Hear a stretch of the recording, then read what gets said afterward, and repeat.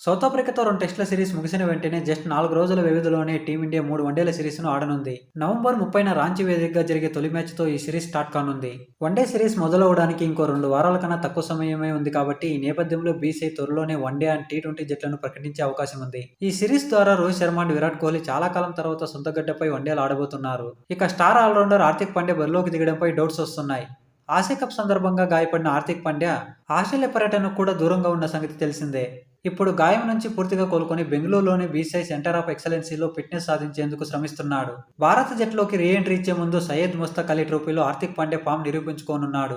November 26న జరిగే మొదటి match లేదా నవంబర్ 28న జరిగే రెండో మ్యాచ్లో బరోడా తరపున హార్దిక్ పాండ్యా బరిలోకి దిగే అవకాశం ఉంది. ఇక శ్రేయస్ అయ్యర్ కూడా ఈ సిరీస్ కు అందుబాటులో ఉండకపోవచ్చు. శ్రేయస్ అయ్యర్ ప్లేస్ లో ఎవరు వస్తారనేది క్వశ్చన్ మార్క్ గా మారింది. శ్రేయస్ అయ్యర్ స్థానంలో రుతురాజ్ గైక్వాడ్కు అవకాశం దక్కవచ్చు.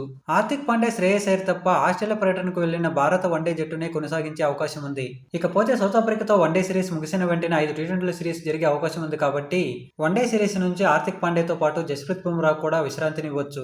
ఇక పేసర్లుగా ప్రసిద్ధి కృష్ణ, మహమ్మద్ సిరాజ్, హర్షిత్ రాణా, హర్షదీప్ సింగ్లలో ముగ్గురికి మాత్రమే అవకాశం దక్కనుంది. ఇక స్పెషలిస్ట్ స్పిన్నర్లుగా వరుణ్ చక్రవర్తి, కుల్దీప్ యాదవ్ కొనసాగనున్నారు. స్పిన్ ఆల్రౌండర్స్ గా అక్షర్ పటేల్, వాషింగ్టన్ సుందర్ ఆడనున్నారు. ఇక వికెట్ కీపర్ గా కేఎల్ రాహుల్ ఆడనుండగా అతనికి బ్యాకప్ వికెట్ కీపర్ గా రిషబ్ పంత్ రీ ఎంట్రీ ఇవ్వనున్నాడు. ఎక్స్ట్రా బ్యాటర్ గా యశస్వి జైస్వాల్ ను సెలెక్ట్ చేయొచ్చు.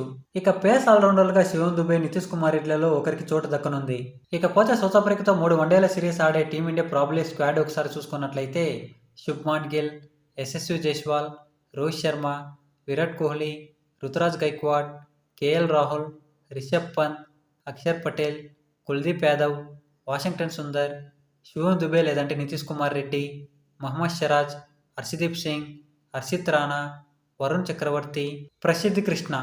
ఇకపోతే మొదటి వన్డే నవంబర్ 30న అండ్ సెకండ్ వన్డే డిసెంబర్ 3న అండ్ థర్డ్ వన్డే డిసెంబర్ 6న జరగనుంది. అండ్ ఈ మ్యాచ్లన్నీ కూడా మధ్యాహ్నం 1:30 స్టార్ట్ కానుంది.